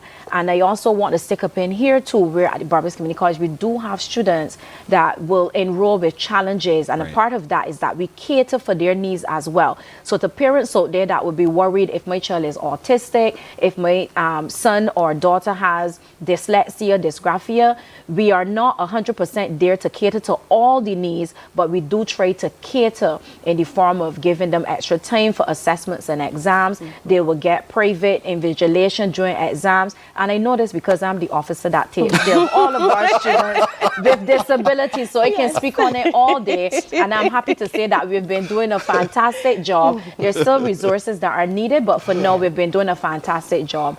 So we work as a triad with the Student Health Clinic as well as counseling and placement to cater to those students. So please, parents, if you are worried about your son or daughter coming to BCC with disabilities, please do not limit them, because we are not going to limit your son or your daughter. So expose them to the expo on April 1st, and then let's take it from there. You've just blessed my heart. Honestly, it is so important to hear, and I'm glad, looking at your passion, to know that you're as equally inclusive of people with disability, and that's so very, very important.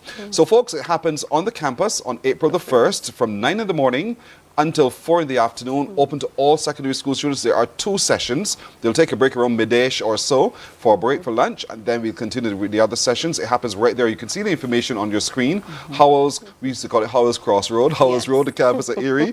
And we want you to come and join him in this showcase at the College Expo. Get a taste of all that Barbados Community College has to offer in all of its departments and disciplines. You know, I was in liberal arts, but there's a school of general and continuing education. There's a fine arts program. They've included so much more because we're all plenipotentiary indeed. And so we want everyone to actualize everything that is possible within. So I want to encourage you on that day to be there very early indeed. You wanted to add something? Yes, please. We cannot conclude this event without mentioning that all of this was made possible because of Corporate Barbados. I want to mention specifically to say a sincere thanks to all sponsors and partners that would have donated in the form of thanks, either monetary or non-monetary. And if I may, I just want to list some of them because we could not make this possible. Acado Family, Hanshel and Innes, Alan Armstrong Associates, Belgium Pure, Barbados Bottling Company, Carbon Development Bank, Confectionery Snacks Limited, DC Office People, Earl's Funeral Home, Flow Barbados, Making Moves by Dwayne Best, NCC National Conservation Commission, NCF Natural Cultural Foundation, Office Solution Systems Limited, PESL Professional Engineering Services, Print Mats, Pomotech, Signature Parties, The Wow Factor, Trust Loan Fund Barbados, Unicoma, Courts Limited, Wabisco, Williams Equipment Limited, Williams Industries Inc., and also Wyndham Grand Barbados. This was not possible without corporate. That sounds like all of Barbados.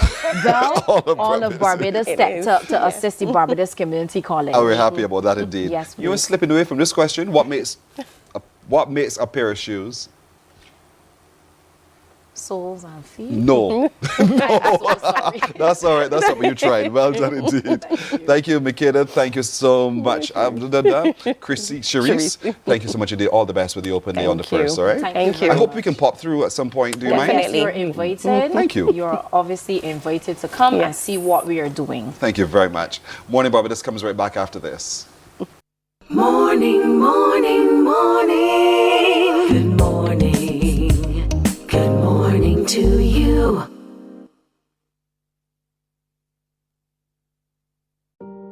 Hey there, it's Mahalia. I want to share something that might be really helpful. If you're feeling anxious, overwhelmed, depressed, or lonely, and have no one to talk to, call Lifeline Barbados. We all face struggles at times in our lives. You're not alone. There's no need to feel ashamed or embarrassed. It's okay to reach out for support. Lifeline Barbados is completely confidential. No one else will know you called. They're there to offer a caring ear and guidance without judgment. And fellas, I want you to know asking for help is a true sign of strength. It takes real courage to reach out. You can also call Lifeline Barbados if you're worried about loved ones who are struggling and you need advice on how to support them. There's a saying, a problem shared is a problem halved, but not everyone has someone they can confide in. That's why Lifeline Barbados exists, to be there for you or someone you care about during tough times. Save this number. Lifeline Barbados is just a call away. Remember, you can reach out whenever you need to talk. Jesus Christ loves you, and greater love hath no man. Because of his love, he opens the way. He opens eyes, ears, and minds. Open your heart and experience Morning, morning. Good morning. Good morning to you. 21 minutes now to go to the hour of 8 o'clock. Sister Clark Richmond, good morning to you. Thank you so much for trying to solve the riddle indeed. And to all of you who are still trying, I wish you well. Wish you well indeed. The riddle remains, what makes a pair of shoes? It's not as easy as you think. Trust me. It's not as obvious as you think either. Because... and I'm not going to give you any more. Now, we're talking about regathering for the Big Harvest Market Business Expo. It's going to be something fantastic happening at St. Thomas Parish Church on Saturday the 29th, the end of this week, as a matter of fact, this coming Saturday from bright and early, 9 in the morning till about 6 in the evening. They want you to come on down to be a part of it all, showcasing so much. To tell me a lot more about the much is Wanda Mears, as you know, who is a member of the organizing committee indeed. And she's brought along a man who knows all things plants and agriculture in Michael James. Michael, good morning to you, first of all. Good morning. I met Wanda before, you see, that's why. But it's good to see you again, my friend. And I did ask Michael, because Michael, whenever he did Farmer's Corner, he always ended with a very interesting, witty, but insightful quote. And he didn't bring you on along for me this morning. Michael, that's not fair. Yeah, you never know. You never know. You never know. You have time to think about it. Yeah, All right. yeah. So, Wanda, let's talk this up a bit, because Saturday coming, big things are happening. Yes, big things are happening. Like you said, we are starting very early at 9 o'clock in the morning, going right through until 6 p.m. And there are so many things for so many people. We are catering to little children. They'll be having their special area, kind of bumper cars, all that. We also have some of the adults who like to play around with cars as well. We will also have a few cars that will be there from the Retro and Classic Car Club. They're going to be having some of their vehicles on display. So if you're really into that kind of thing, you can come along and see that. And then, of course, we have so many options in terms of food. We have the Fire Hill watering hole, which, as you could tell by the name, yes, you know what that really is all about. I get the Fire Hill, I get the watering hole too. Exactly. Then we're going to have the cane field snack hut. So what we've done is that we've named all of the food pavilions after an area in St. Thomas, just to make people feel connected to them. So there will be lots of food. We're going to have the porkery, of course, that I would have mentioned on the last time I was here. We're going to have pulled pork, baked pork, pickled pork, pork of every type, whatever kind of pork you feel like eating, you want to be able to have on that day. You're making Michael's mouth water. Because his eyes began to glaze over. Because you see the possibilities. No words. Putting on sauce, of course, because Saturdays would not be the same without your pudding and sauce. Yes. We've already invited so many of our friends. We have some friends here from overseas that we were hanging out with last night, and we made sure that we invited them over, because when they're here, it's always a pudding and sauce lane at some point. Sweet. So our pudding and sauce lane will be held at St. Thomas Parish Church grounds on Saturday. It makes sense, after all. And entertainment all through the day. Entertainment all through the day. We're going to have 3 of our schools in the community.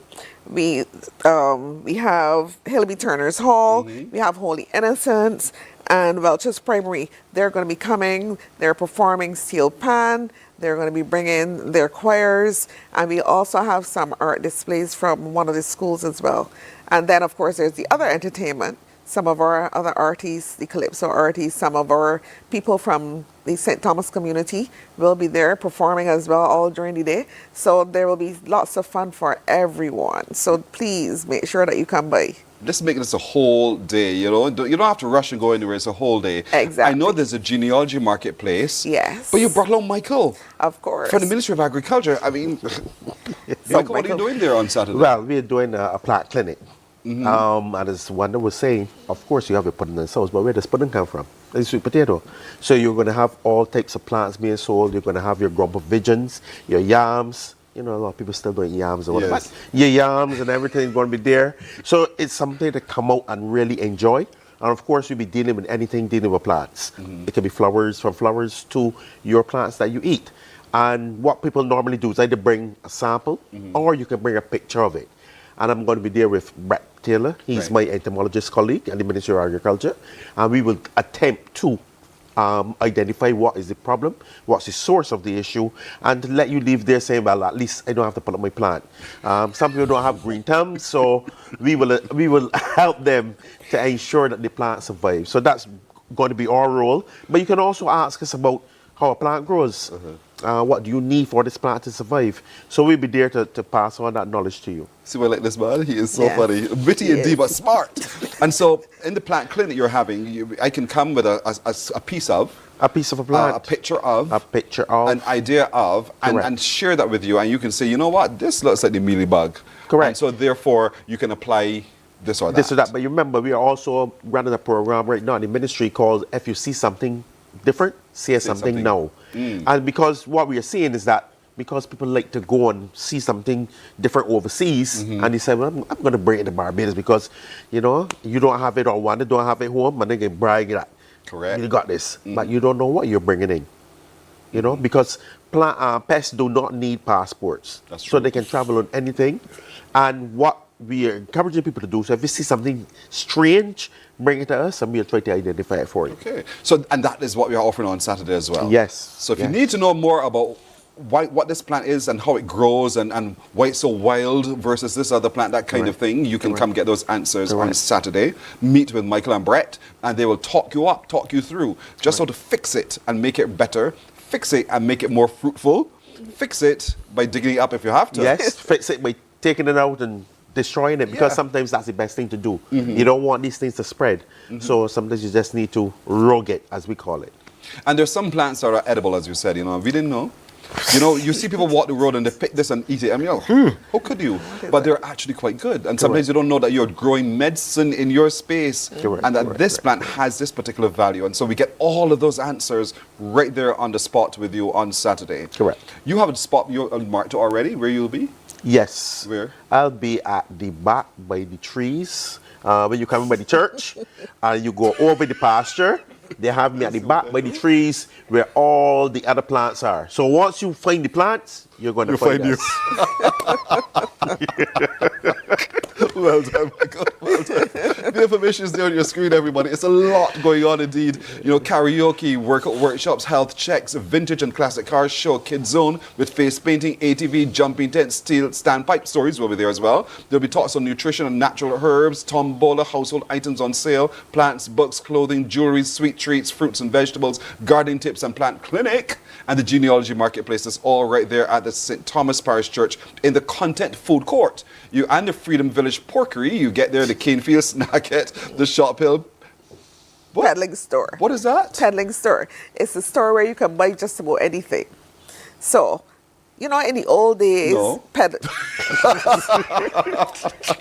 Talk for yourself. Go ahead.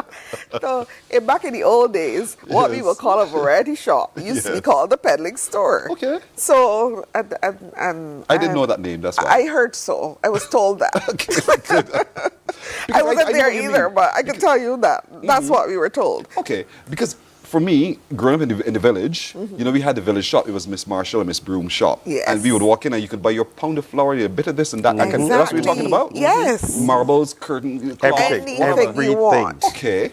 So anything you want will be available there. So there will be lots of different things for people to buy. But please don't forget lard oil.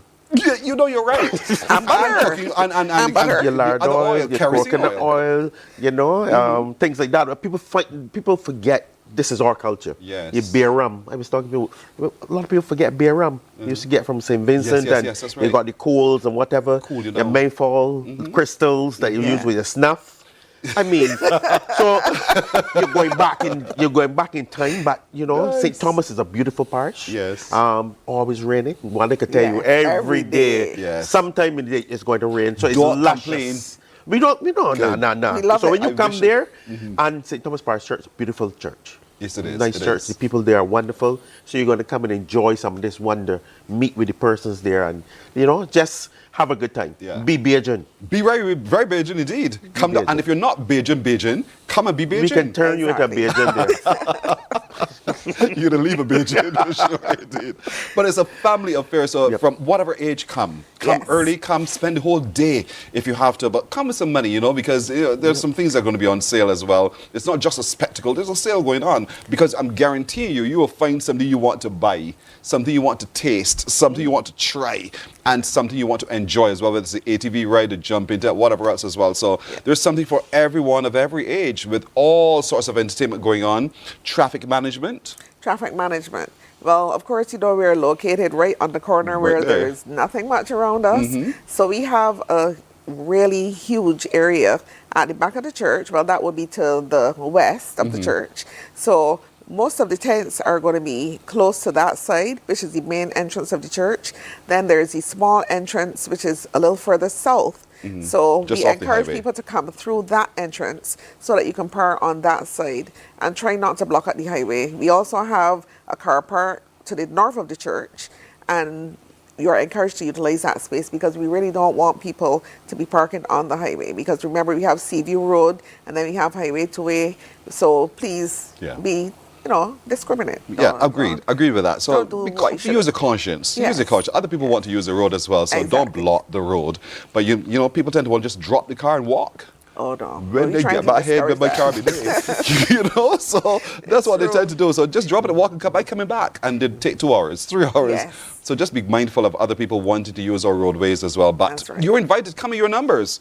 Come in your numbers. Find your space to park safely, and come. Let's have a really good time. It's a harvest market, nature garden, and a business expo, with a lot else happening too on the grounds of the St. Thomas Parish Church. The church grounds are ready to accommodate you, and they're looking forward to having you there as well. All of that you see on the posters, all of that you will get, and more. Indeed. So what Michael James can't wait for you to bring your plant cuttings, bring a picture of, bring your memory of, and let's engage, because there's a plant clinic on. Correct. And Michael and Brett are waiting to engage with you. For you to come and bring them, and we'll do our best to try to identify them. And people that like plants, if anything goes over those plants, it's almost like they're risen. The whole They family. get, well, You better believe it. they get, very. So bring them, and we'll try to, as I said, best and tell you what you could do with the plant. In some cases, it might not be good news. Right. But in not so good news, you will know exactly what's going on with it. It's a clinic. And as you said, all the peas, the piddling store, the porkery, and the plant clinic, the 3 Ps. And as I said, we have some friends in. In fact, one of our friends is celebrating his 60th birthday, and he's coming with some folks out of they're coming from Germany, France. So all the persons, all the different places around St. Thomas Church, because you go down to Whole Town from that area, come up, spend the day. Your camera can come too. We have a pork sandwich for him. Pork. We can give him some different juices and whatever. So it's all there. And as I said, people tend to think, especially nowadays, that food comes from the supermarket. Yes. My yams are dug from the ground. That's right. The juices come from something you squeeze. So it's a way of finding and showing where plants are, what you eat, and doing the nexus with that. So just come and enjoy. And it's free. I also want to add that, he's talking about plants, that we will also have all the things that you normally find at a harvest. So just in case people aren't aware, we will have things like bananas, some sweet potatoes, we will have the yams, we will have all those things available for sale as well.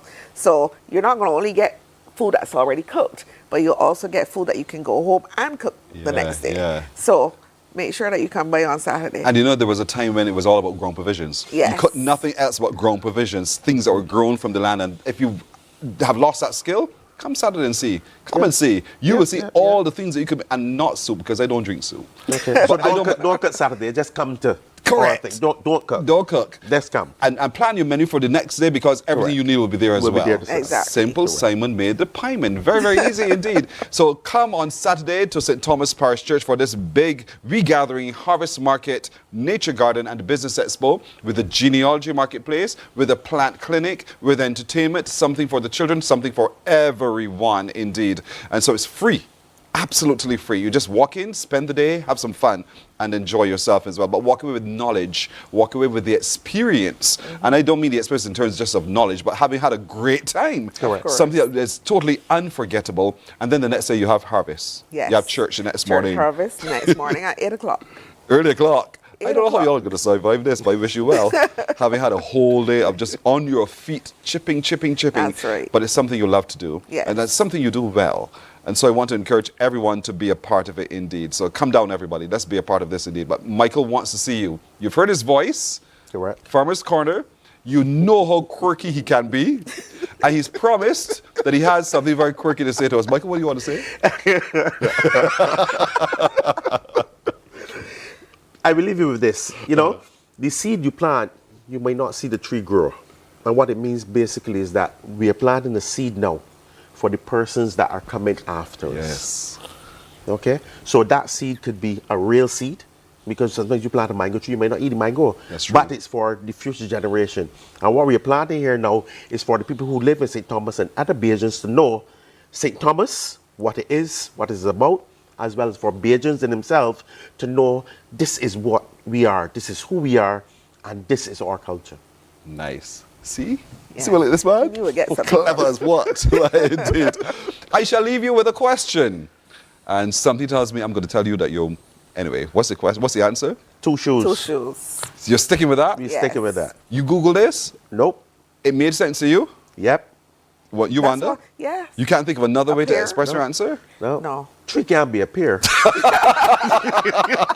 But a tree can be a pear. Yeah, a tree can be a pear. I was just going to say that. You got me there. Right. Man, these two are right. Absolutely right. What makes a pair of shoes? 2.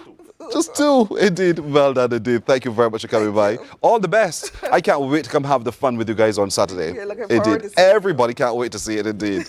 All right, folks, we're coming back in a moment. Morning, morning, morning. Good morning. Good morning to you.